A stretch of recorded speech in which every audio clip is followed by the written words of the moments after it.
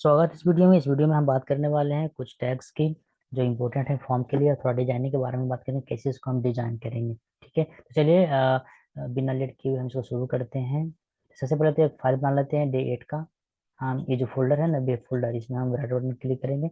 Right button click करने के बाद न्यू फोल्डर में जाएंगे और सॉरी फोल्डर जो है ही हम फाइल ही क्रिएट कर लेते हैं सिंपल, ताकि सारी चीज़ें सीक्वेंस में रहे। डे 8 होगा .html। ठीक है, जब HTML क्रिएट किए तो CSS भी क्रिएट कर ही लेता हूँ, बट मैं चाहूँ CSS को अलग रखूँ, इसलिए हम एक और फाइल क्रिएट करेंगे। यहाँ पे लिखेंगे day.day8.css। ठीक है, जब हमने CSS फाइल बना लिया तो मैं चाहूँ कि इसको कनेक्ट करूँ, तो सबसे पहले तो बॉर्डर पर लगाएंगे shift प्लस एक्सक्लेमेटरी साइन देंगे by pressing +1 button. After that we can press the tab, so hit the tab, this boilerplate is required। Okay, now तो यहाँ पे क्या करते हैं कि यहाँ पे लिंक कर देते हैं। लिंक करने के बाद यहाँ पे हम सर्च करते हैं किस फोल्डर में कौन सा फाइल है जो इस फाइल के लिए यूज किया जा सकता है। तो हम देखेंगे कि day8 CSS है, यहाँ पे हमने कनेक्ट कर लिया। चलिए, जब कनेक्ट कर लिया तो हम चाहेंगे कि इसको हम ओपन कर लेते हैं। पहले कॉपी पाथ करेंगे, जाएंगे और इसको हम ओपन कर लेते हैं इस टैब में। ठीक है, अभी कुछ नहीं दिखेगा क्योंकि हमने कुछ इसमें लिखा ही नहीं है। चलिए, तो टैग की बात करते हैं जो हमारे लिए इम्पोर्टेंट है, आगे इम्पोर्टेंट होने वाली है। सबसे पहले हम इनपुट टैग के बारे में बात करेंगे। यह इनपुट टैग, जब इनपुट लिखकर आप हिट दबाओगे, टैब हिट करोगे ना, तो इस तरह से चीजें आ जाएगी। देखिए, अब जो आपको दिख रहा है ये सिर्फ दिख रहा है input type equal to text. क्या ये शो करेगा UI में? चलिए चल कर देखते हैं, रिफ्रेश करते हैं पेज को। ये देखिए आ गया, ये इनपुट है, इसमें कुछ भी टाइप कर सकते हैं। ये देखिए क्यों टाइप हो रहा है, क्योंकि हमने जो टाइप लिखा है ना यहाँ पे, ये देखो जो टेक्स्ट टेक्स्ट है ना, टेक्स्ट है, इस टेक्स्ट को हम हटा देते हैं। यहाँ पे हम लिखते हैं नंबर, तो ये नंबर लेगा। रिफ्रेश करेंगे पेज को, ये देखिए यहाँ पे एक साइन आ गया, ये क्या है? नंबर। देखिए -5, माइनस की ओर ये डिक्रीज होते जा रहा है, और ये जब ऊपर की ओर क्लिक करेंगे ना अप बटन, तो ये इंक्रीज हो रहा है। आप चाहे तो इसे मैनुअली भी लिख सकते हैं। ठीक है, आप ट्राई कीजिए इसमें स्ट्रिंग लिखने का, तो देखिए ये काम नहीं करेगा, स्ट्रिंग इसमें लिख नहीं सकते क्योंकि आपने जो टाइप यहाँ पे लिखा है वो है क्या? नंबर। क्या कोई और भी चीज हम यहाँ पे लिख सकते हैं? हाँ, हम लिख सकते हैं। चलिए, टाइपिकल टू हम डेट लिखते हैं। रिफ्रेश करेंगे पेज को, तो ये देखिए डेट आ गया। ये देखिए आज का डेट हम इसमें डाल सकते हैं 17, तो ये डेट आ गया। तो इस तरह से ये इनपुट टैग है जो डिपेंड करता है टाइप पर। आप टाइप चेंज करोगे तो यहाँ पे इनपुट भी उसके अनुसार आ जाएगा। ठीक है, तो हमने क्या देखा कि जो इनपुट टैग है, इनपुट इनपुट टैग है, इसमें हम क्या क्या लिख सकते हैं? तो टेक्स्ट लिख सकते हैं, ठीक है, नंबर लिख सकते हैं और डेट लिख सकते हैं। क्या और भी चीज लिख सकते हैं? हाँ, लिख सकते हैं। आप क्या करो कि यहाँ पे हटा दो इसको। ठीक है, अच्छा, टाइप इक्वल टू लिखो, यहाँ पे डबल कोट्स दो। ठीक है, डबल कोट्स लिखने के बाद ना यहाँ पे बहुत सारे सजेशन आ रहे हैं, क्या क्या क्या लिख सकते हैं। चलिए, हम यहाँ पे दो चीजें और सीख लेते हैं। इसके अलावा हम यहाँ पे लिखते हैं चेक बॉक्स। ये देखिए ऑप्शन आ रहा है, जाते हैं इसमें ब्राउजर में, इसको रिफ्रेश करते हैं। ये देखिए चेक बॉक्स, ये चेक बॉक्स है। जब इसको हम क्लिक करेंगे तो ये चेक्ड हो जाएगा, कहने का मतलब ये ट्रू है। ठीक है, जब इसको हटाएंगे तो ये चला जाएगा, ये फॉल्स है। ये ट्रू हो गया और ये फॉल्स हो गया। इसके बारे में हम जावास्क्रिप्ट में पढ़ेंगे इंटरनली, ये ट्रू और फॉल्स कैसे दे रहा है। ठीक है, अब इसको कभी कभी ऐसे भी डिफाइन कर सकते हैं कि जब मैं चेक्ड किया तो ये 1 हो गया, जब चेक्ड को हटाया तो ये 0 हो गया। ठीक है, क्यों चेक बॉक्स आया यहाँ पे? क्योंकि हमने यहाँ पे चेक बॉक्स लिखा था, टाइप हमें डिफाइन किया था चेक बॉक्स, इसलिए चेक बॉक्स आया। चलिए ठीक है, क्या कुछ और भी आ सकते हैं? हाँ, एक रेडियो होता है, रेडियो। रेडियो, ये रेडियो क्या एक बटन को देता है। ठीक है, ये देखिए एक बार क्लिक हुआ, दूसरा बार फिर नहीं होगा, हटाने के लिए रिफ्रेश करना पड़ेगा। तो ये रेडियो बटन, क्या अंतर है इन दोनों में? चलिए, हम दो यहाँ पे यूज करते हैं। एक यूज करते हैं चेक बॉक्स और एक रेडियो। इन दोनों में क्या अंतर है? आप कभी ऑब्जेक्टिव का प्रश्न हल किए होंगे, सोल्व किए होंगे, तो आपको इस तरह से चीजें मिलती होगी। कभी रेडियो बटन, तो कभी चेक बॉक्स बटन, इस तरह से। ठीक है, तो आप अंतर आपको पता चल गया होगा कि क्या होता होगा। जब आपको सिलेक्ट ऑल अलाउ करता है ऑब्जेक्टिव प्रश्न में, आप देखते होंगे जब 5 ऑब्जेक्टिव में जिसमें 5 ऑप्शन दिए होते हैं, तो सिलेक्ट ऑल या फिर कुछ ऐसे कंडीशन आप लिखे होते हैं कि आप इसमें से एक से अधिक, तो एक से अधिक को आप चुन सकते हैं, आप इसके लिए आप फ्री हो। तो उसमें आप देखिएगा कि इस तरह से बटन होगा चेक बॉक्स का। ठीक है, इस तरह से होगा, आप इसको बार बार लिख दो ताकि आपको पता चल जाए।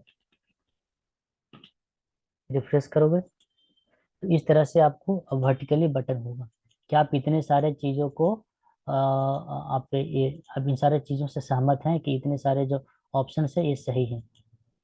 ठीक है, बट रेडियो बटन कब होता है? जब 5 ऑप्शंस में से सिर्फ एक सही हो, सिर्फ 5 ऑप्शन में से सिर्फ एक सही हो, तब जाकर हम रेडियो बटन यूज करते हैं। ठीक है, इस तरह से। ऐसा नहीं है कि सिलेक्ट हो रहा है, नहीं। जब अब मैं जावा स्क्रिप्ट बताऊंगा तब आपको बताऊंगा कि ये चीजें एक बार में एक ही सिलेक्ट करना है, ऐसा कंडीशन हमको डालने होते हैं। ठीक है, अभी जस्ट हम इसको सीखेंगे, आप टेंशन ना लो उसके लिए। अभी बस आप एक डिजाइनिंग सीख लो, नेक्स्ट वीडियो में मैं इसका इम्प्लीमेंटेशन बताऊंगा। तो ये था दोनों चीजें। आप टाइप समझ गए क्या क्या ये टाइप होता है। हम यहाँ से सबको हटा देते हैं। यूज क्या था चेक बॉक्स का, रेडियो का, आप भी समझ गए कि रेडियो का अगर हमको सिर्फ एक फंक्शनलिटी को ही अगर हैंडल करना हो, जैसे मेल और फीमेल हो, या तो मेल होगा या तो फीमेल होगा, दोनों में से एक ही होगा। ऐसा तो नहीं कि दोनों हम उसको चेक, रेडियो बटन को हम ये चेक कर दें, नहीं। एक ही बार करेंगे, एक ही चीज को करेंगे। जैसे फॉर्म भरते हैं तो हम लोगों को 2 ऑप्शन मिलते हैं, मेल या फीमेल, तो हम लोग मेल, जो मेल होते हैं मेल को चेक करते हैं, जो फीमेल होते हैं फीमेल को चेक करते हैं। दोनों को तो करते नहीं। तो वैसे स्थिति में रेडियो बटन का हम यूज करते हैं। चेकबॉक्स के लिए एक से अधिक चीजों को अगर हमको दिखाना हो या फिर हमको सहमति अदा करना हो कि नहीं ये भी सही है, ये भी सही है, और ये जो लास्ट वाला है वो भी सही है, तो हम ऐसी स्थिति में चेकबॉक्स का यूज करते हैं। चलिए, इतनी बात हो गई, हम यहाँ पे लिख देते हैं कि हमने जो पढ़ा वो चेकबॉक्स पढ़ा, चेकबॉक्स, और एक था रेडियो। चलिए, अब हम इन दोनों को हटा देते हैं, क्योंकि दोनों को डिजाइन करने की जरूरत है नहीं, ये सिर्फ एक बटन है। डिजाइन करने की जरूरत है तो वो टेक्स्ट को डिजाइन करने की जरूरत है। तो इनपुट लेते हैं, इनपुट लेने के बाद टेक्स्ट ले लेते हैं, जाएंगे हम यहाँ पे, रिफ्रेश करेंगे, ये आ गया। इसको कैसे डिजाइन करेंगे हम? ठीक है, सबसे पहले तो हम डिजाइन के लिए हम यहीं पे ले लेते हैं, दूसरा पेज में जाने की जरूरत नहीं है। ठीक है, इसी में हम डिजाइन लिख देते हैं ताकि आपको भी समझ में आ जाए। इनपुट टैग है, तो इनपुट टैग को आप सिंपल सा आप इनपुट करके भी आप डायरेक्ट इसको वो कैप्चर कर सकते हो। यहाँ पे बता दें कि आप यहाँ पे देखे होंगे क्या कि जो इनपुट टैग है वो ओपन में ही है, बट इसका जो क्लोज है वो नहीं है। इसका जो क्लोज है ये नहीं है। एक्चुअल में इनपुट टैग एक क्लोज को नहीं लेता है इस तरह से। ठीक है, ये क्लोज को नहीं लेता है, ये सिर्फ इनपुट को ही लेता है। आप रिफ्रेश करोगे तो ये देख लो, 2 आ गया, एक ही आया और एक। तो इस तरह से हम नहीं इसको लिखेंगे, ये गलत तरीका है। ठीक है, एक ही इनपुट को हम सिर्फ ओपन टैग में ही ये इनपुट लेता है। रिफ्रेश करेंगे, 2 आ रहा है। क्लोज करके देखते हैं,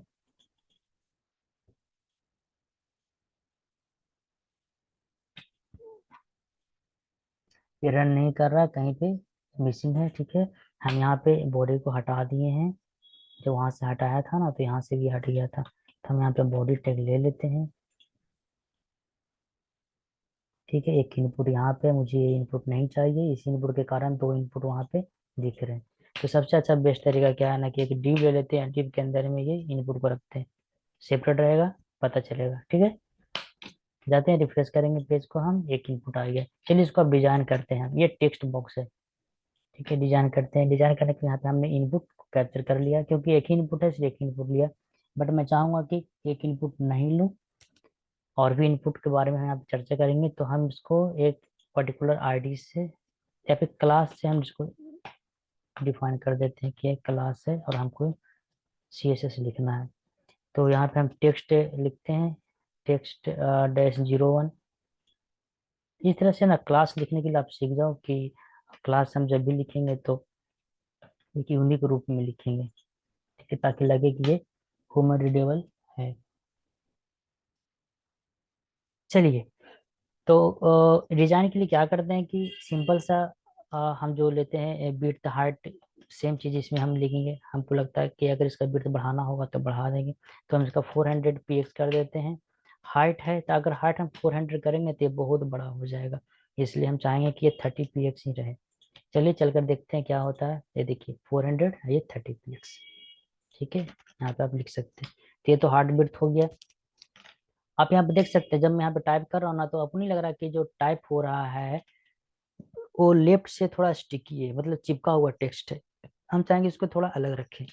क्या करेंगे, सिंपल से यहाँ पे हम पैडिंग यूज करेंगे। क्यों?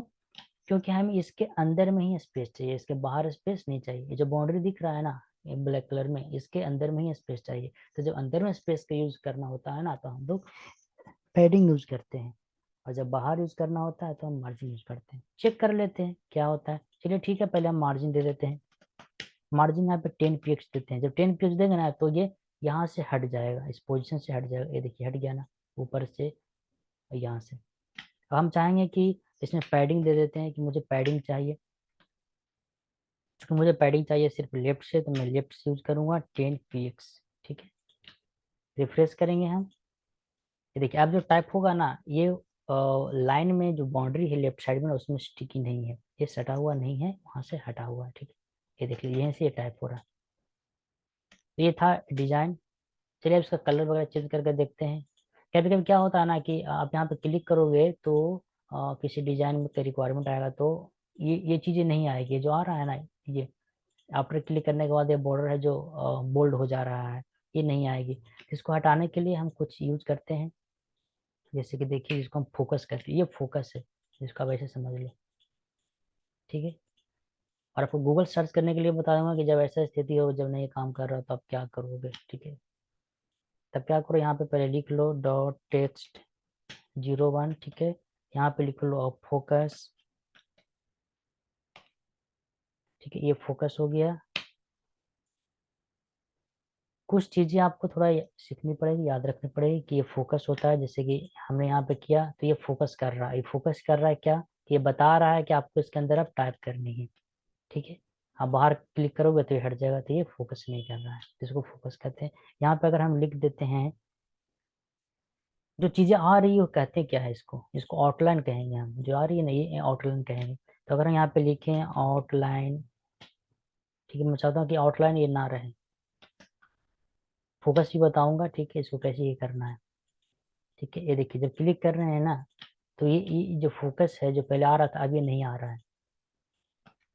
ठीक है, तो ये खत्म हो गया। ये थी बात स्मॉल डिजाइन की।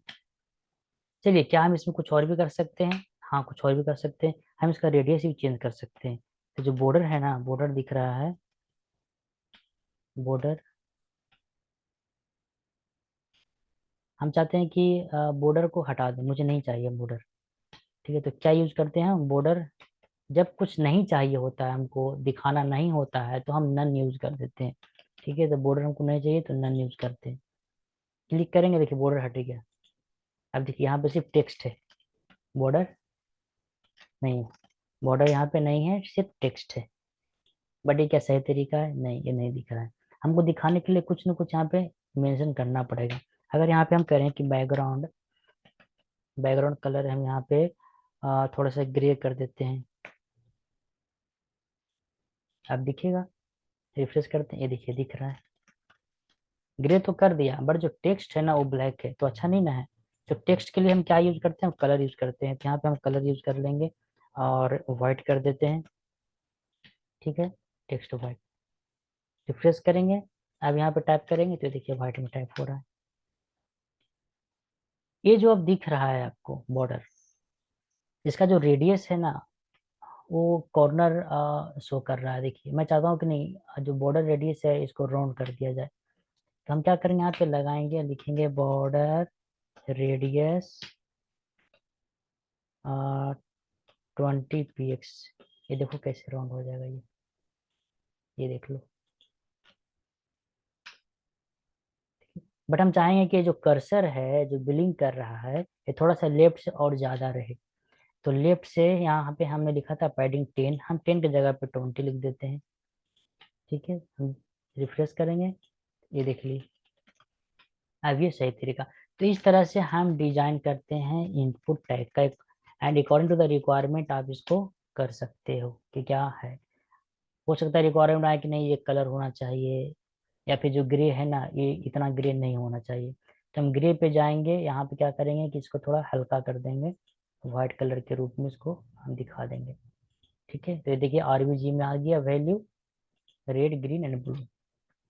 यूआई में जाने के बाद रिफ्रेश करेंगे तो देखिए ये हल्का हो गया। चलिए, टेक्स्ट का कलर भी हम चेंज कर सकते हैं, ऐसा कुछ नहीं है। हम चाहते हैं कि इसको हम कोरल रखें तो कोरल रखते हैं, रिफ्रेश करेंगे तो देखिए कोरल हो गया, बट दिख नहीं रहा। तो ये तो था कलर। हम चाहेंगे कि नहीं इसका बैकग्राउंड कलर ना इनग्रेडिएंट रहे। ग्रेडियंट का मतलब आप ऐसे समझो, मैथमेटिक्स में तो कुछ और होता है बट इसमें आप ऐसे समझ लो कि मिसलेनियस कलर, कलर है जो मिक्स में हो। हम सिंपल से क्या करेंगे ना, गूगल पे सर्च करेंगे और लिखेंगे यहाँ पे ग्रेडियंट बैकग्राउंड, ये जो आ रहा है ना ग्रेडियंट बैकग्राउंड है, देखिए नीचे स्क्रॉल करेंगे तो बहुत सारा CSS आपको मिल जाएगा। आप इस पर क्लिक कर देना, CSS ग्रेडियंट, ये सारे साइट का नाम थोड़ा याद रखना। जैसे पिछला बार मैंने बॉक्स शैडो बताया था, इस बार मैं ये बता रहा हूँ। अरे कितने सारे ग्रेडियंट कलर है। ठीक है, आप यहाँ से चूज करके आप यूज कर सकते हो कि नहीं मुझे ये चाहिए तो ये चाहिए, तो देख लीजिए इस तरह से यहाँ पे आ रहा है।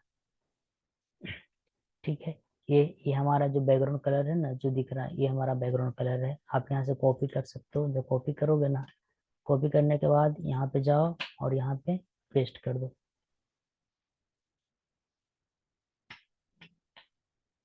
ठीक है, पेस्ट कर दिया। ये जो बैकग्राउंड कलर हमने लिया था इसको हटा देते हैं। ठीक है, हमने ये दोनों कॉपी किया था। चलिए यहाँ पे जाते हैं, यहाँ पे रिफ्रेश करते हैं, ये देखिए आ गया ना। मैं चाहूंगा कि इसका कलर हटा दें, कोरल ठीक नहीं है, ये ब्लैक ही रहेगा तो चलेगा यहाँ पे। ये देख लो, ये तो था इनपुट टैग का डिजाइनिंग। अब आप समझ गए होंगे।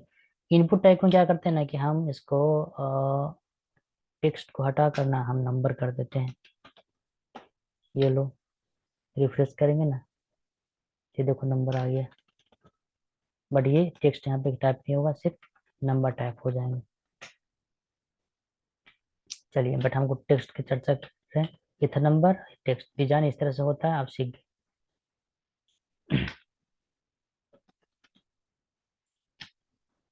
रिफ्रेश करेंगे, ये हट गया, ये था टेक्स्ट। चलिए, क्या हम इसका लिमिटेशन दे सकते हैं? जैसे देखिए हम यहाँ पे जो टाइप कर रहे हैं ना बहुत सारा करेक्टर टाइप हो रहा है, ठीक है, बट दिख नहीं रहा है। मैं चाहूंगा कि इसको और विड्थ को बढ़ा दूं डिजाइनिंग के रूप में। बाद में आप इसको चेंज कर लेना अपने अकॉर्डिंग। 800 जो विड्थ है इसको मैं 560 कर देता हूँ। ठीक है, रिफ्रेश करूंगा तो देखो इतना बड़ा हो गया।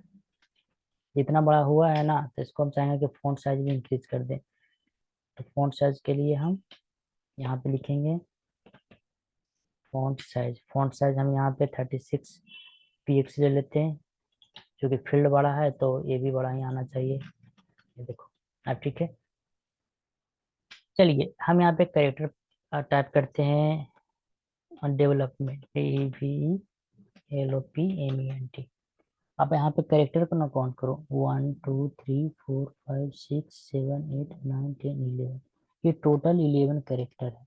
ठीक है, बट मैं चाहता हूँ कि यार 10 से ज़्यादा नहीं हो। ठीक है, 10 से ज़्यादा नहीं होना चाहिए, जो 10 है जो मैक्सिमम होना चाहिए। हम क्या करेंगे, आएंगे इनपुट टैग में। इनपुट टैग है जो अपने अंदर में ही बहुत से पैरामीटर को लेता है। हम क्या करेंगे, यहाँ पे लिख देंगे मैक्स लेंथ। ये देखिए आ रहा सजेशन, मैक्स लेंथ 10 होना चाहिए, उससे ज़्यादा नहीं होना चाहिए। तो जब मैक्स लेंथ हमने लिखा, मैं क्या करूँगा, इसको यहाँ से रिफ्रेश करूँगा, पहले यहाँ पर टाइप करूँगा DEVELOPMENT।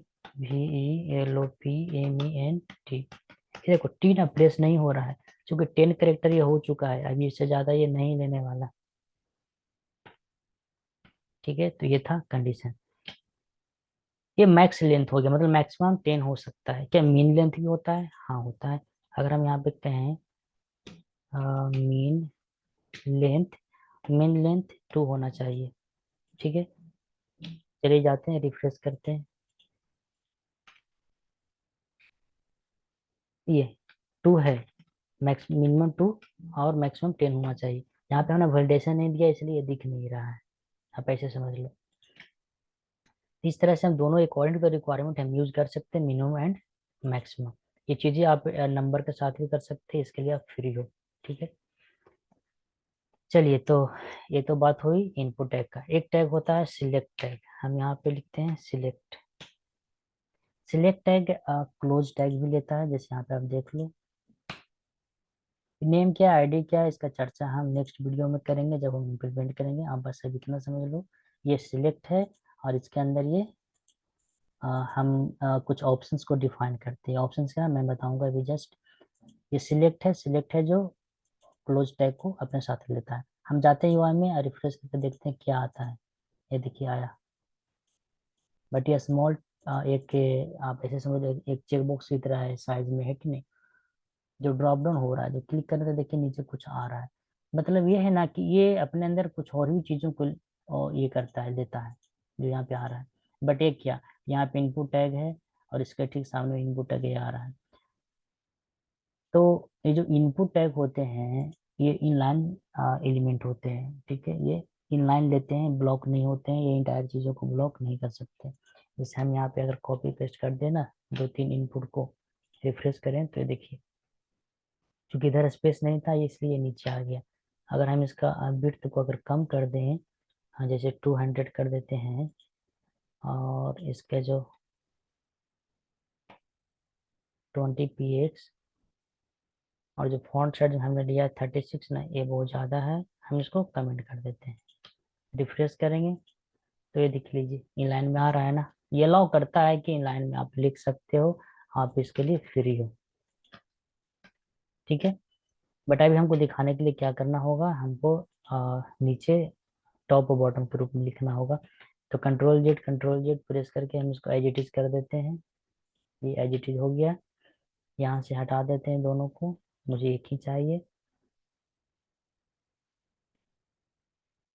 इस सिलेक्ट टैग को अभी हटा देता हूँ। हमने ये इनपुट टैग एक बॉक्स में लिया था, तो मैं चाहूंगा कि सिलेक्ट टैग का भी एक बॉक्स हो। तो एक बॉक्स में दे दिया, इस बॉक्स के अंदर सिलेक्ट टैग हमने लिख दिया। ठीक है, ये आईडी क्या है उसको हटाओ। आईडी को तो आप समझ ही रहे हो कि यहाँ पे क्लास देना है, इसलिए आईडी यहाँ पे दिया हुआ है, बिल्कुल सही है।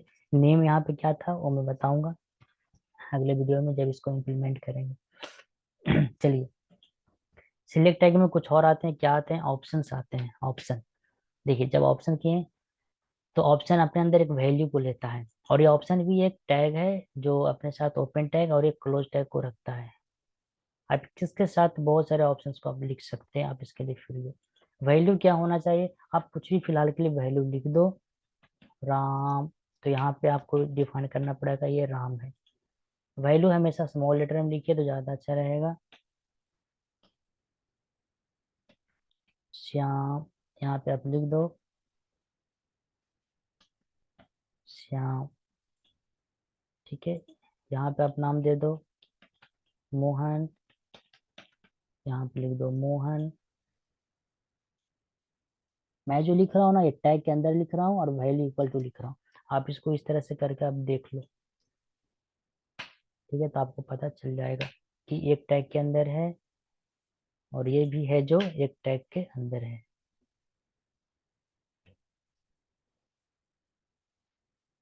ठीक है, इस तरह से।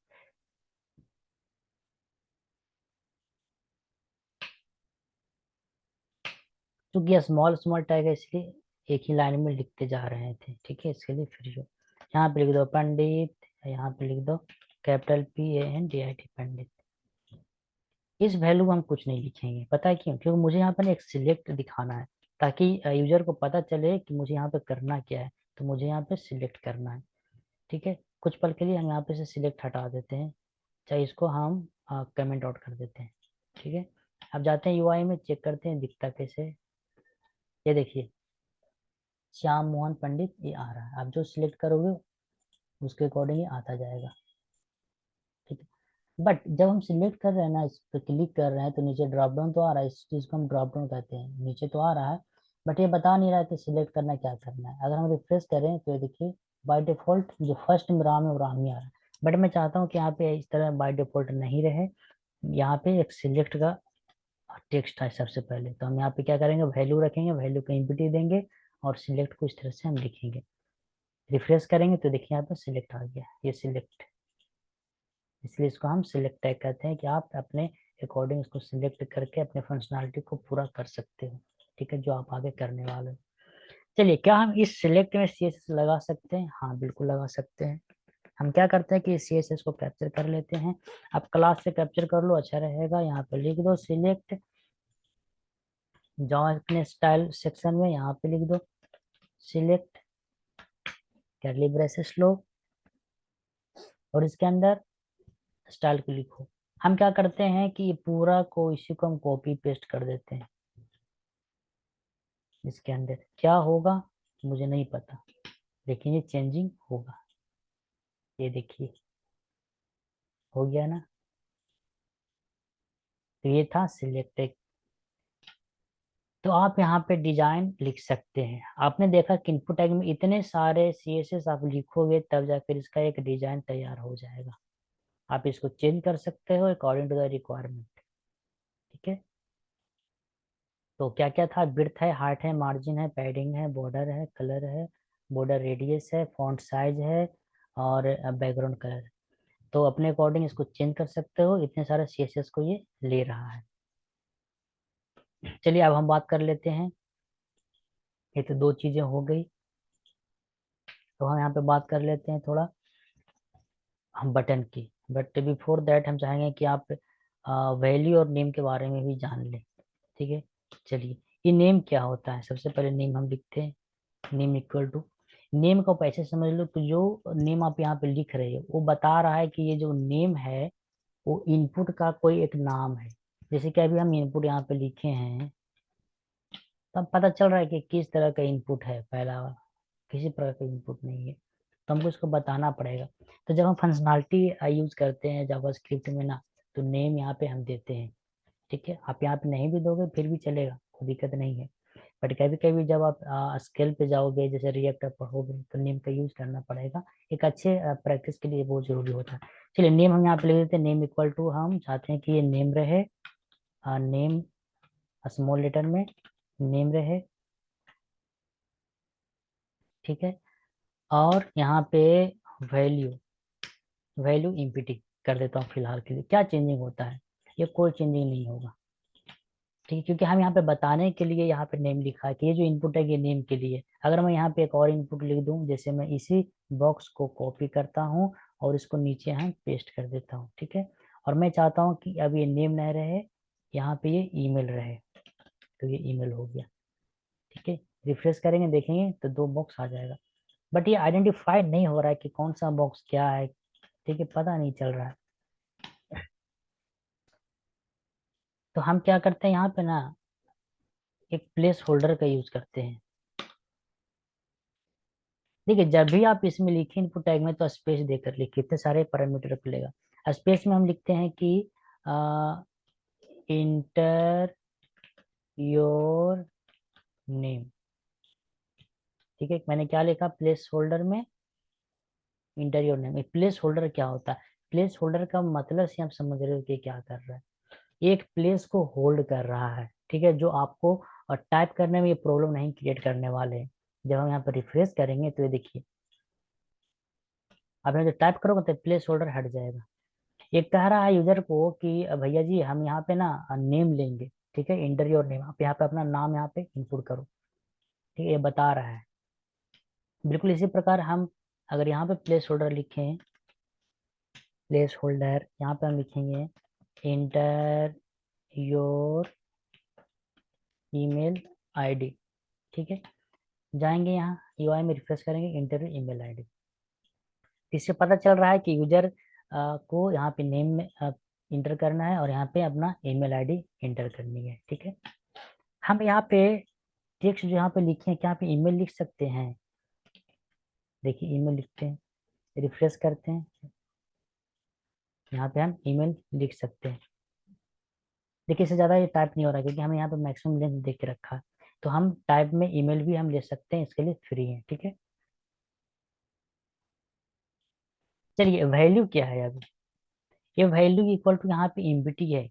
अगर आप वैल्यू ये ना भी लिखो फिर भी चलेगा, क्योंकि बाय डिफॉल्ट ये एमबीटी ही रहेगा। यहाँ पर नहीं लिखोगे फिर भी इसमें कोई चेंजिंग नहीं होगी। बट अगर हम चाहते हैं कि बाय डिफॉल्ट को वैल्यू यहाँ पे दे दें पहले से, तब जैसे यहाँ पे हम नेम में लिख देते हैं कि पंडित, ठीक है। जब हम रिफ्रेश करेंगे यहाँ पे तो देखिए बाय डिफॉल्ट ये पंडित आ रहा है। क्या हम इसको चेंज कर सकते हैं? तो क्या चेंज करने के लिए हमको यहाँ चेंज करना पड़ेगा? नहीं, ये बाय डिफॉल्ट है। कहने का मतलब अगर आप कुछ नहीं भी टाइप करते हो तो ये वैल्यू वहां पे रहेगी। जब रिफ्रेश करोगे तो ये देखिए फिर यहाँ पे पंडित रहेगी। अगर मैं इसको हटाकर चाहते हैं कोई और चेंज करें, हाँ तो हम लिख सकते हैं, इसके लिए हम फ्री हैं। आप एक लिख सकते हो, ठीक है। रिफ्रेश करोगे तो यहाँ पे देखिए बाय डिफॉल्ट पंडित आ जाएगा। क्यों? क्योंकि जो पंडित आ रहा है वो यहाँ से आ रहा है बाय डिफॉल्ट। सेम चीज आप यहाँ पे ईमेल में भी लिख सकते हो, जैसे sohan@123@gmail.com, ठीक है। यहाँ पे इस तरह से आप लिख सकते हो। यहाँ पे जब रिफ्रेश करोगे तो ये देख लीजिए, इससे पता चल रहा है कि जो यूजर चाहता है यहाँ पे अपना ईमेल प्रिंट करना और यहाँ पे नहीं, ठीक है। और वो सिलेक्ट कर सकता है कि हु एम आई, मैं कौन हूँ, तो मैं मोहन हूँ, तो यहाँ पे मैं मोहन लिख दूंगा। कि चलो यहाँ पे मोहन में लिख देता हूँ, इस मोहन, ठीक है। ईमेल आईडी जो है किसी और का है, इसलिए यहाँ पे मैं सोहन लिख देता हूँ। तो मैं यहाँ पे मोहन मुझे चाहिए था। देखिए टाइप नहीं हो रहा क्योंकि यहाँ पे हमने वैलिडेशन देकर रखा। ये वैलिडेशन हमको नहीं चाहिए ईमेल आईडी में, मैक्सिमम मैं हटा दिया यहाँ से। रिफ्रेश करूंगा, पहले का आ गया। तो ये सारी चीजें थी डिजाइनिंग का, कि आप इस तरह से डिजाइन कर सकते हो। आपने सीखा कि नेम क्या है, तो नेम ये बता रहा है कि ये इनपुट आप किसके लिए लिख रहे हो, ठीक है। प्लेस होल्डर भी आपने जान लिया, और यहाँ पे जो वैल्यू है वो भी आपने समझ गया कि यहाँ पे बाय डिफॉल्ट हम लिख सकते हैं, ठीक है। क्या कोई और तरीका है? हाँ, एक और तरीका, आप यहाँ पे ना एक लेवल के रूप में लिख सकते हो, लेवल। तो अगर यहाँ पे हम लिखें, देखिए पहले हम लेवल लिखते हैं, ठीक है, उसके बाद बताते हैं क्या होने वाला है। 4 को हटाइए, और यहाँ पे लेवल के रूप में हम चाहते हैं कि यहाँ पे नेम हो आ जाए, नेम, ठीक है। इनपुट के ऊपर में नेम लिखा है, और ये दोनों चीजें हैं वो एक बॉक्स में है। हम जाएंगे यहाँ पे रिफ्रेश करेंगे, देखिए नेम आ गया। नेम क्या आया, ये लेफ्ट साइड में ही फिक्स हो गया। क्यों? क्योंकि हमने बताया था कि जो लेवल है ना वो भी इनलाइन एलिमेंट है, इसलिए इनलाइन में लिया, ब्लॉक में नहीं लिया। हम क्या करेंगे, इसको एक बॉक्स में बंद कर देंगे, और इस बॉक्स में हम लेवल ले लेते हैं।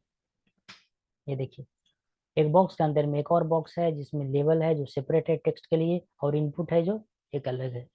आप इनपुट को भी एक अलग बॉक्स में ले सकते हैं, आप फिर को इसके लिए। ये देख लो, अब क्या पता चल रहा है कि एक बॉक्स है हमारा पेरेंट बॉक्स, इस बॉक्स के अंदर दो बॉक्स है। पहला बॉक्स में नेम है जो बता रहा है कि इसमें नेम इनपुट होगा, और दूसरा बॉक्स में इनपुट है, ठीक है। चलते हैं रिफ्रेश करते हैं, तो ये देखिए नेम और ये पंडित।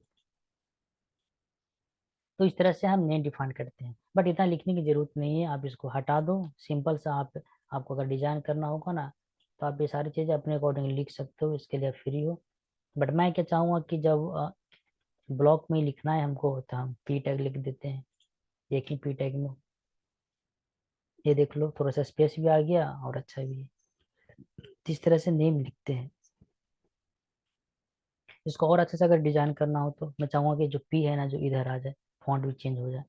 तो मैं इस पी को यहाँ पे कैप्चर कर लूंगा, ठीक है। यहाँ पे लिखूंगा पी, और यहाँ पे फॉन्ट साइज इसका इंक्रीज कर देता हूँ 24 px, ठीक है। और फॉन्ट वेट, मैं इसका वेट बोल्ड कर देता हूँ, ठीक है। ये बोल्ड हो गया। पी के लिए हमने सी एस एस लिखा है स्टाइल के अंदर। यूआई में रिफ्रेश करेंगे, देखिए आ गया। लेफ्ट से मैं चाहता हूँ कुछ मार्जिन रहे, तो लेफ्ट से कितना चाहिए मुझे? मुझे लेफ्ट से 10 चाहिए। क्यों? क्योंकि हमने जो विड्थ लिया है ना वो 10 लिया हुआ है, मार्जिन है देखिए 10। हम चाहेंगे कि यहाँ पे जो मार्जिन लिखे हैं वो हम भी 10 लिख दें ताकि सेम स्पेस लेकर सेट हो जाए। ठीक है, ये देखिए थोड़ा सा इधर आ गया।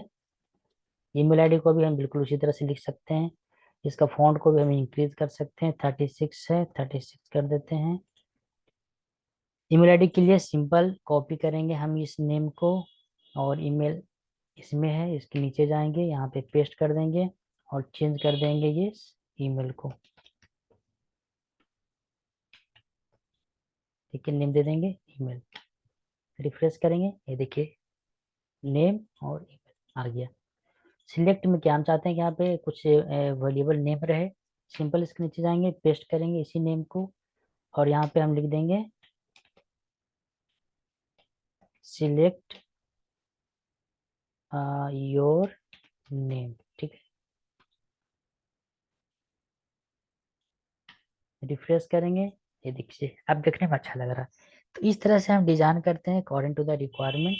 हम चाहते हैं कि ये सारे चीजें जो इसमें है, जो बॉक्स में दिख रहा है, इस बॉडी बॉक्स में, हम चाहते हैं इसको एक और बॉक्स में रख दें। देखिए ये भी है ना जो अलग अलग है, इसको एक और बॉक्स में रख दें।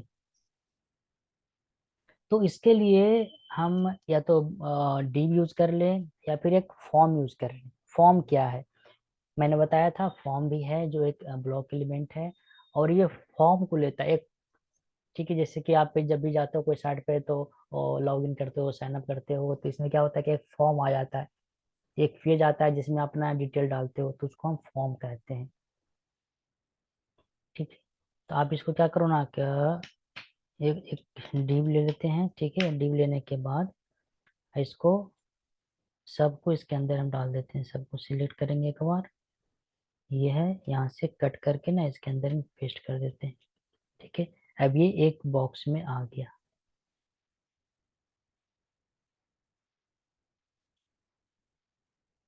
ठीक है, पता क्या चल रहा है, कुछ पता चल रहा है। इसको राइट बटन क्लिक करेंगे, फॉर्मेट विथ पे क्लिक करेंगे, यहाँ पे HTML लैंग्वेज फीचर होगा, ये देखिए सब सेट हो गया। अब ये जो टैब है, टैग जहाँ पे दिख रहा है, ये बॉक्स इंटायर बॉक्स हो गया जो बॉडी के अंदर है, और ये दोनों यहाँ पे अलग अलग बॉक्सेस हैं, नेम हो गया, ईमेल हो गया, और ये सिलेक्ट टैग हो गया।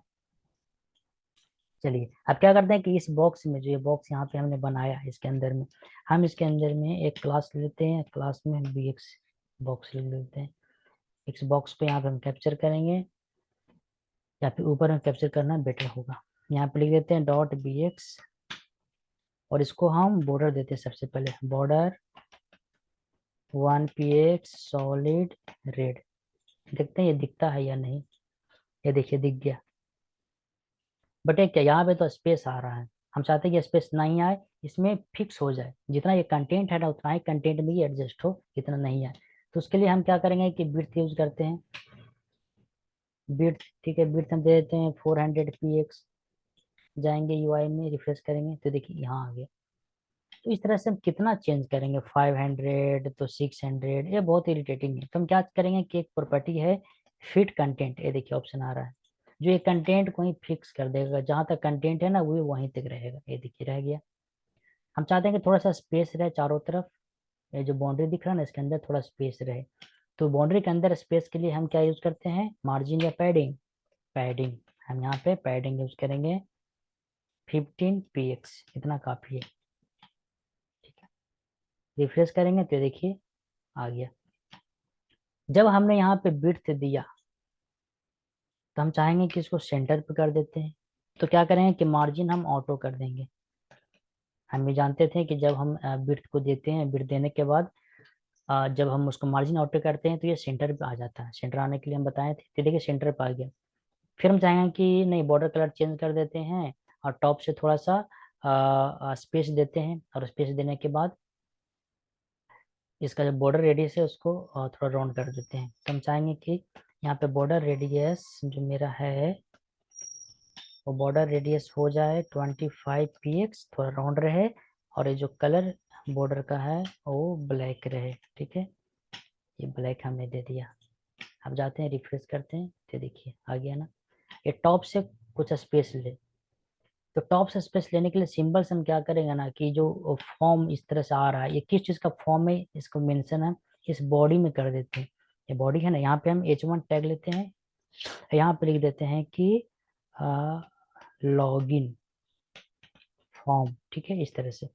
मैंने फॉर्म हमें बताया नहीं कि फॉर्म क्या है, वो नेक्स्ट वीडियो में जब इसको इम्प्लीमेंट करेंगे ना, फॉर्म और ये बटन, ठीक है, तब एक बार बताऊंगा।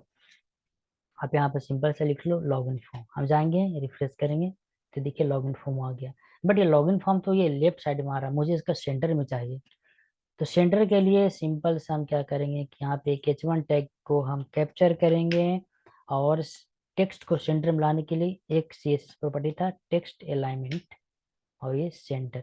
देखिए यहाँ पे कितने सारे ऑप्शन हैं, centre, and, justify, left, right, start, इतने सारे। इसमें से कोई भी चेक करके आप लिख सकते हो कि अकॉर्डिंग टू द रिक्वायरमेंट क्या है। ठीक है, आप एक्सपेरिमेंट कर सकते हो। जैसे हमें आप एंड करेंगे तो क्या होगा, ये देखिए एंड पे आ गया। हमको नहीं चाहिए एंड पे, हमको सेंटर पे चाहिए। रिफ्रेश करेंगे तो ये देखो सेंटर पे आ गया। अब चीजें अच्छी लग रही है। ठीक है, अब ये अच्छी लग रही है, बट एक चीज मिसिंग है, वो क्या है, वो बटन मिसिंग है। तो इस तरह से आप डिजाइन कर सकते हो। हम चाहते हैं कि जो बॉर्डर है ना, बॉर्डर बॉक्स जो सॉरी जो बॉर्डर दिख रहा है ना, इसके अंदर ना थोड़ा सा शेडो रहे पीछे की बैक एंड में। ठीक है, तो हम क्या करेंगे, जाएंगे यहाँ पे सर्च करेंगे, एक बॉक्स शेडो था जो हमने बताया था कि 93 ब्यूटीफुल CSS बॉक्स को रखता है। यहाँ पे आएंगे, इसको कॉपी कर लेंगे। कॉपी करने के बाद जो बॉक्स है, मेरा ये बॉक्स है, इस यहाँ पे सिंपल सा कंट्रोल भी पेस्ट कर देंगे। पेस्ट कर दिया, रिफ्रेश करेंगे इसको तो ये देखिए शेडो आ गया ना, ये शेडो है। अब ये अच्छा लग रहा है। इसमें एक चीज मिसिंग है, वो है बटन, जो नीचे हम देने वाले हैं। जाएंगे नीचे, सबसे नीचे, और इस बॉक्स के अंदर में ही बटन डालना है। तो ये बॉक्स यहाँ पे एंड हो रहा है। नीचे आएंगे, यहाँ पे क्लिक करेंगे, इसको एक डिव ले लेंगे, क्योंकि सब को डिव में जब रख रहे हैं तो इसको भी डिव में ही रख देते हैं। यहाँ पे एक बटन ले लेते हैं, बटन में लिख देते हैं कि लॉगिन। चलते हैं, देखते हैं कि आया कि नहीं। ये देखिए आया, बट डिजाइन इसका सही नहीं है, हम चाहते हैं इसका डिजाइन हो। सबसे पहले हम क्या करेंगे, इस बटन को एक क्लास दे देते हैं। ठीक है, वो है BTN। आप कुछ भी लिख सकते हो बिटवीन, बट मीनिंगफुल नाम देना। ठीक है, BTN में क्या हम करेंगे कि डॉट BTN है, इसके में CSS को लिखेंगे। सबसे पहले हम क्या करेंगे कि इसी CSS को कॉपी पेस्ट करते हैं। तो क्या होगा ना कि जितना विड्थ इसका है ना, उतना विड्थ इसका भी हो जाएगा। कॉपी पेस्ट कर लिए, चलते हैं रिफ्रेश करते हैं क्या होता है, ये देख लो। बट ये क्या, कलर थोड़ा सा चेंज होना चाहिए था, बट फिर भी अच्छा है ना। चलिए, क्या कुछ चेंजिंग होना चाहिए, चूंकि बटन है और ये सब इनपुट है, तो कुछ पता चलना चाहिए ना। इस तरह से पता नहीं चल रहा है, ताकि यहाँ पे जब माउस ले जाए तो कुछ पता चले कि हाँ ये बॉक्स है। हम क्या करेंगे कि टॉप से थोड़ा सा इसको हम ये करेंगे, इंक्रीज कर देते हैं। जो मार्जिन हमने लेफ्ट से मार्जिन जो लिया है ना, 10 ठीक है। हम यहाँ पे क्या करेंगे कि मार्जिन टॉप से, आप यहाँ पे दो तरीके से लिख सकते हो। देखो हमको यहाँ पे क्या चाहिए कि लेफ्ट से भी 10 चाहिए और ऊपर से टॉप चाहिए। तो टॉप के लिए हमने एक मार्जिन में पढ़ा था कि पहले हम टॉप को मेंशन करते हैं, फिर राइट को मेंशन करते हैं, फिर बॉटम को मेंशन करते हैं, और फिर लेफ्ट को मेंशन करते हैं। यहाँ पे चीजें वो काम करेगी। ठीक है, हमको टॉप से चाहिए कितना, टॉप से हम चाहते हैं कि 30 px रहे। ठीक है, और टॉप से जब 30 px होगा तो नीचे से भी 30 px होगा। ठीक है, अगर दो वैल्यू इसमें पास करते हैं तो, और यहाँ पे हम 10 px लिख देते हैं। ठीक है, इसका मतलब ये है कि टॉप और बॉटम है जो 30 px होगा, और जो लेफ्ट राइट है वो 10 px होगा। चलिए चलते हैं, यहाँ पे हम रिफ्रेश करते हैं। कहाँ गया, हमने कहाँ पे लिखा था,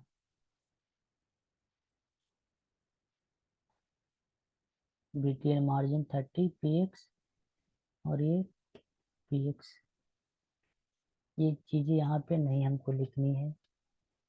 ठीक है, नहीं तो ये ना CSS प्रॉपर्टी ये बहुत ये होता है, वो वर्क नहीं करता है। जब उसका CSS इंजन जब आएगा ना वहाँ पे, तो देखा कि ये बंदे ने क्या लिख के रखा है टेक्स्ट। ठीक है, वहीं पे जाके वो स्टक हो जाएगा। ये देखिए ऊपर से 30 px, नीचे से भी 30 px है, और लेफ्ट राइट से 10 px है। चलिए अब हम थोड़ा सा हॉवर की बातें कर लेते हैं कि बटन का डिजाइन अब कैसे करेंगे। ये तो बटन हमने लिख दिया। हम चाहे तो इसका बैकग्राउंड वगैरह चेंज कर सकते हैं, this is up to you. ठीक है, अब ऐसा हम ना सोचो कि मैं जो लिख दिया वही हो या नहीं, आप यहाँ पे चेंज कर सकते हो। ठीक है, बैकग्राउंड दो दो है ना, दो क्यों, मैं मुझे चाहिए, दो नहीं चाहिए, हटा देता हूँ। यहाँ से भी हटा देता हूँ, मुझे भी नहीं चाहिए, यहाँ से भी नहीं चाहिए, क्योंकि जो लेटेस्ट बैकग्राउंड है वही वर्क करेगा। हम इसका बैकग्राउंड चेंज कर सकते हैं, ब्लैक दे देते हैं। ओ, ओ सॉरी, ये सिलेक्ट का चेंज हो गया, मुझे सिलेक्ट का चेंज नहीं करवानी है। ठीक है, मैं चाहूंगा इस बटन का चेंज हो।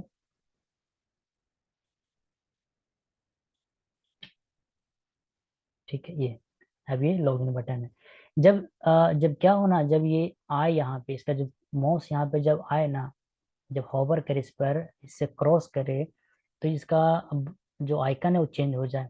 तो हमने बताया था कि एक आइकन होता है जिसको हम कहते हैं कर्सर पॉइंटर। तो ये जो इनपुट टैग है ना, इसमें भी हम वही करते हैं, यहाँ पे लिख देते हैं कर्सर पॉइंटर। इसमें भी हम वही करते हैं, कर्सर पॉइंटर। और जो बटन है ना, इसमें भी वही करेंगे, कर्सर पॉइंटर। ठीक है, रिफ्रेश करेंगे, ये देखिए पॉइंट कर रहा है, पॉइंट कर रहा है ना, पॉइंट कर रहा है। ठीक है, ये बटन पॉइंट कर रहा है। भाई बटन पे हम चाहते हैं कुछ हॉवर आ जाए, हॉवर। तो क्या करेंगे, ये जो हमारा बटन है इसमें हॉवर लगाएंगे। तो डॉट btn कोलन हॉवर। क्या करेंगे कि जब भी माउस इस पे जाए तो इसका बैकग्राउंड वगैरह चेंज हो जाए। तो मैं इस बैकग्राउंड को कॉपी करूंगा। ठीक है, दो चीजें वहां पे हैं, बैकग्राउंड है और टेक्स्ट है। बैकग्राउंड चेंज हो जाता है, बैकग्राउंड में चाहूंगा कि ये ना रहे, थोड़ा सा ये वाइट हो जाए और ज्यादा। और इसका जो कलर है, आ, जो टेक्स्ट कलर, वो टेक्स्ट कलर अभी तो ब्लैक है, उसका कलर चेंज होकर ना ग्रीन हो जाए, या फिर जो भी आपको लगे। रिफ्रेश करेंगे, ये देखिए दिख रहा है, ग्रीन है। ये कहने का मतलब ग्रीन आ रहा है, इसका मतलब आप यहाँ पे क्लिक करने वाला हो, इसलिए ग्रीन दिखा रहा है इस तरह से। चलिए, ये तो आप सीख गए क्या। थोड़ा सा ट्रांजिशन सीख जाते हैं। क्या है ट्रांजिशन। ठीक है, अभी जब यहाँ पे जा रहे हैं, होवर कर रहे हैं, तो ये डायरेक्ट है जो ये कर रहा है, कलर को चेंज कर रहा है। मैं चाहता हूँ कि यहाँ पे स्लो कलर चेंज करे। ठीक है, स्लो कलर चेंज करे, और इसका जो विड्थ है वो भी चेंज हो जाए, बट बाद में इसका चर्चा करेंगे। पहले हम चाहते हैं कि जो कलर चेंज हो रहा है ना, ये थोड़ा स्लो में चेंज हो।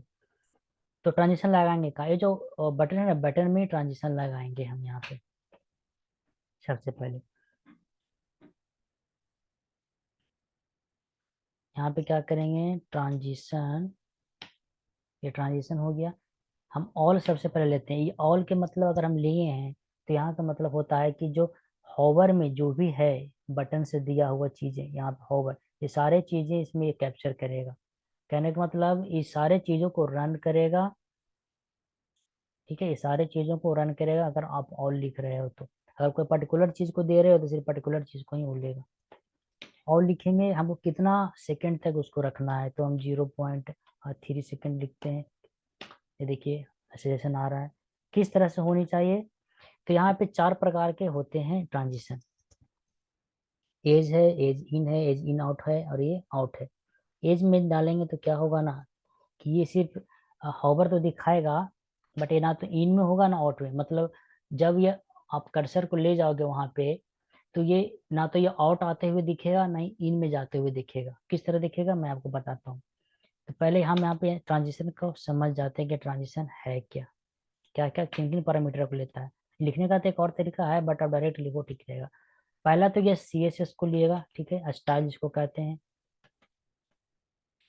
ठीक है, ये स्टाइल को लेगा। तो स्टाइल तो ले लिया है। ऑल, ऑल का मतलब जो भी ये चीजें हैं, बैकग्राउंड और कलर, ये दोनों को रन करेगा। सेकंड में वो लेता है डिले। कितना ये डिले करेगा, 0.3 सेकंड डिले करेगा।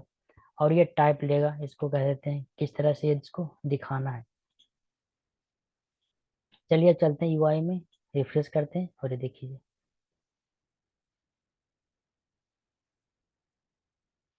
पहले से बेटर है। डिले थोड़ा और कम कर देते हैं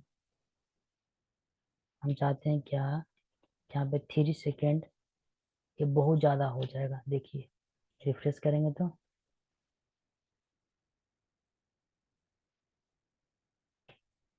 ये बहुत ज़्यादा है, ठीक है। ये देखिए जब हॉवर आप कर रहे हैं ना तो 3 सेकेंड हो रहा है, तब ये चेंज हो रहा है, ये बहुत लेट है। ये देखिए किस तरह से जा रहा है। आपको 3 सेकेंड वेट करना तब जाके आ रहा है, ठीक है। बट ये ऐसा तरीका नहीं है 0.3 लगाना, सॉरी सिर्फ 3 सेकेंड, आप 0.5 करके देख लो, ठीक है। अकॉर्डिंग टू द डिजाइन आप इस चीज को करना। और इसके जगह पे मैं चाहता हूँ कि एवरी इन रहे।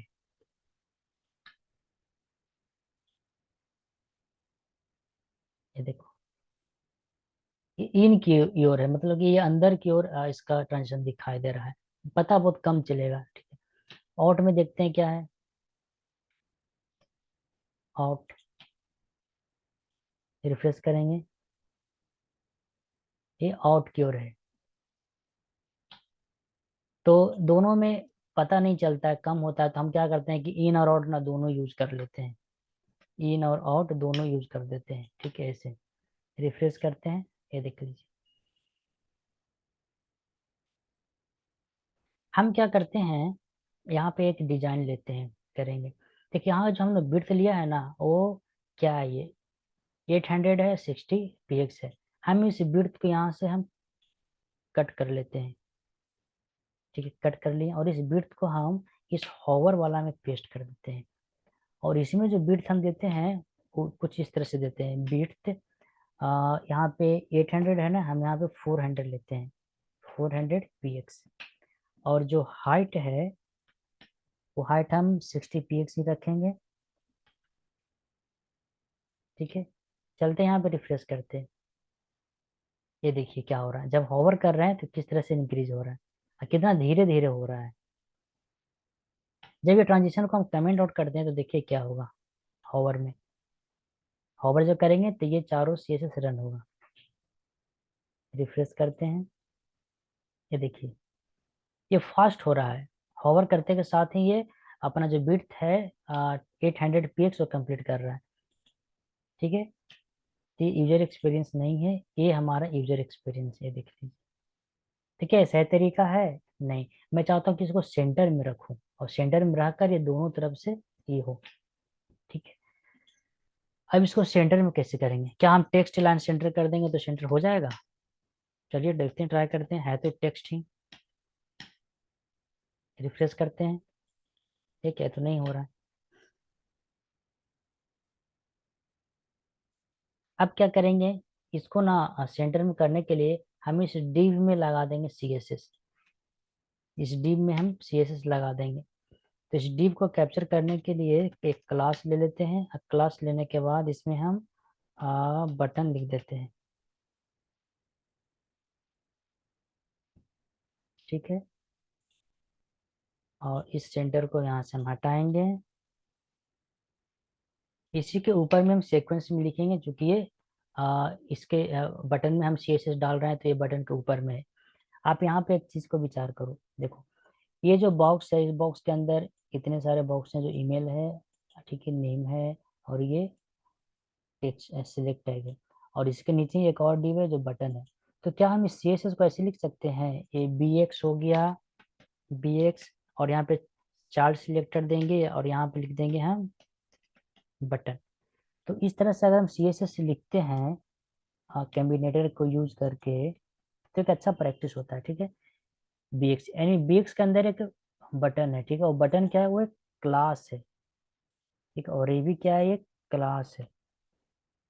अगर दोनों को स्पेसिफिसिटी वैल्यू की बात करें तो 10 + 10 20 होगा, ठीक है। तो ये जो बॉक्स है .bx, इस बॉक्स के अंदर में एक BTN है। जो BTN क्या है, एक क्लास है, और ये बॉक्स ही है। तो ये अगर हम इसके अंदर में जाएंगे, जब HTML इसके अंदर जाएगा CSS इंजन, तो देखिएगा कि एक BX है, हाँ BX है, इसके अंदर में ढूंढेगा इस बटन को, डॉट बटन। तो डोंट बटन इसमें नहीं है, इसमें नहीं है, नीचे आएगा देखिएगा कि यहाँ पे, हाँ यहाँ पे है, तो ये इसको रन कर देगा। तो चलिए हम इसी चीज को फॉलो करते हुए यहाँ पे लिखेंगे, यहाँ से हम कॉपी कर लेंगे, कट कर लेंगे, और ठीक इसके ऊपर में हम यहाँ पे पेस्ट करके इसके अंदर हम लिखेंगे। कैसे सेंटर करेंगे? सेंटर करने के तो बहुत तरीके थे, मार्जिन ऑटो, इस तरह से हम करते थे सेंटर। ठीक है, क्या यहाँ पे डायरेक्ट मार्जिन ऑटो करके कर दें? क्योंकि बिट तो हमने दिया ही है, यहाँ पे डायरेक्ट मार्जिन ऑटो कर देते हैं। क्या करें, यहाँ पे या फिर यहाँ पे नीचे लिख रहे हैं तो नीचे लिख देते हैं। चलिए देखिए, ट्राई करते हैं मार्जिन ऑटो। ठीक है, रिफ्रेश करते हैं, नहीं हुआ। ये इनलाइन सीएसएस है, जो बटन इनलाइन है। ठीक है, इसको करने के लिए हम डिस्प्ले यूज करके करेंगे, देखते हैं क्या होता है डिस्प्ले में। डिस्प्ले फ्लेक्स कर दिया हमने, और जस्टिफाई कंटेंट सेंटर। चलिए इतना रिफ्रेश करते हैं, उसके बाद देखते हैं क्या होता है। आ गया सेंटर में। इन तीनों में से अगर कोई वर्क ना करना तो ये तो जरूर वर्क करेगा। ये देखिए, अब अच्छा लग रहा है ना? यहाँ पे मैं क्लिक करने वाला हूँ। तो इस तरह से एक फॉर्म डिजाइन होता है।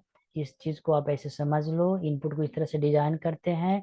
इनपुट में इतने सारे सीएसएस को ये लेता है अपने अंदर में, ताकि वो देखने में खूबसूरत लगे इस इनपुट टैग को। और बटन है जो इतने सारे चीजों को लेता है। ट्रांजिशन आप भी जानेंगे किस तरह से ट्रांजिशन देना है। ट्रांजिशन में तीन चीजें पास करनी होती है, स्टाइल हो गया, डिले हो गया, टाइप हो। तो पर्टिकुलर रूप से हम लोग कम पास करते हैं। बहुत अच्छा तरीका है इस तरह से स्टाइल को लिखना और ट्रांजिशन को लिखना। सिंपल सा स्टाइल ट्रांजिशन लिखेंगे, ऑल लिख देंगे। यहाँ पे ऑल के मतलब होता है कि जो हॉवर में जितना भी सारे जो सी एस एस हैं, इस सबको ये रन करेगा। जो नहीं है वो रन नहीं करेगा। डिले इतना सेकंड लेगा, 0.5, और ये इन इज होगा। ठीक है, तो इस तरह से आप ये इसको लिख सकते हैं। ट्रांजिशन के लिए अगर आप ज़्यादा पढ़ना चाहोगे, कि लगता है कि नहीं कुछ और ट्रांजिशन पढ़े मुझे अच्छा लग रहा है, तो आप सिंपल से यहाँ पे एक लिख दो ट्रांजिशन, गूगल पे ना सर्च कर लो ट्रांजिशन। ठीक है, transition in C S S. But उससे ज़्यादा आपको ज़रूरत नहीं पड़ने वाली है, क्योंकि फ्यूचर में ना हम लोग फ्रेमवर्क यूज करने वाले हैं। रियल वर्ल्ड में ना फ्रेमवर्क बहुत चलता है। देखिए, W3 स्कूल में भी है, एमडीएन में भी है, आप लिख सकते हो। देखिए, मैं इस लाइब्रेरी को रेफर करूंगा। ये लाइब्रेरी बहुत ही इंपॉर्टेंट है, जो HTML CSS जावास्क्रिप्ट का, ये कहने का मतलब पूरा पूरा डिटेल को ये रखता है। देखिए, ये लाइब्रेरी है, सारे नोट्स आपको इसमें मिलेंगे। इसको आप डॉक्यूमेंटेशन भी कर सकते हो। तो डॉक्यूमेंट्स पढ़ना सीखो धीरे धीरे, क्या चीज़ें हैं। टैग वगैरह है, यहाँ पे सर्च करोगे कुछ भी कि टैग, मुझे टैग चाहिए, टैग से रिलेटेड चीज़, क्लिक करोगे, देखिए कई सारे यहाँ पे टैग्स का यहाँ पे आ जाएगा। HTML एलिमेंट क्लिक करोगे, ये तो विकीपीडिया में ओपन हो गया, बट मुझे विकीपीडिया में ही चाहिए। हाँ, सिंपल से यहाँ पे सर्च कर लो एक टैग, जैसे डेल हो गया। ठीक है, क्लिक करो तो देखिए डेल का ये आ गया। तो मैंने बताया था इतने सारे ये टैग हैं। ठीक है, अकॉर्डिंग टू द रिक्वायरमेंट आप सिंपल से इस लाइब्रेरी में आ सकते हो। डेवलपमेंट डॉट मोजिलो या फिर एमडीएन भी लिखोगे, डायरेक्ट आ जाओगे। और यहाँ से आप पी टैग, जो भी टैग है अकॉर्डिंग टू द रिक्वायरमेंट आ यहाँ पे यूज कर सकते हो। जैसे सिलेक्ट टैग हो गया, तो ये सिलेक्ट टैग अपने अंदर ऑप्शन को लेता है, ऑप्शन को हमने ले इस तरह से। ठीक है, तो ये लाइब्रेरी है, आप इसको ये कर लो, बुक मार्क कर लो। लाइब्रेरी में आने के लिए सिंपल तरीका क्या है, सिंपल से आप गूगल पे जाओ, जाने के बाद सर्च करो एमडीएन, और इंटर प्रेस कर दो। जब इंटर प्रेस करोगे तो पहला बार ये आ जाएगा developer.mozilla.org। क्लिक करो, क्लिक करने के बाद यहाँ पे सर्च कर लो जो आपको चाहिए, जो आपको सर्च करनी है। ठीक है, चलिए, तो ये तो डिजाइनिंग पार्ट थी, आप समझ गए हैं। नेक्स्ट वीडियो में हम फॉर्म के बारे में बात करेंगे, किस तरह से फॉर्म लिखते हैं, सबमिट क्या होता है। ट्रांजिशन भी आपने सीख गया, किस तरह से ट्रांजिशन को हम लिखते हैं। तो नेक्स्ट वीडियो में मिलते हैं। इस वीडियो में इतना ही। Thank you for watching, see you in next video.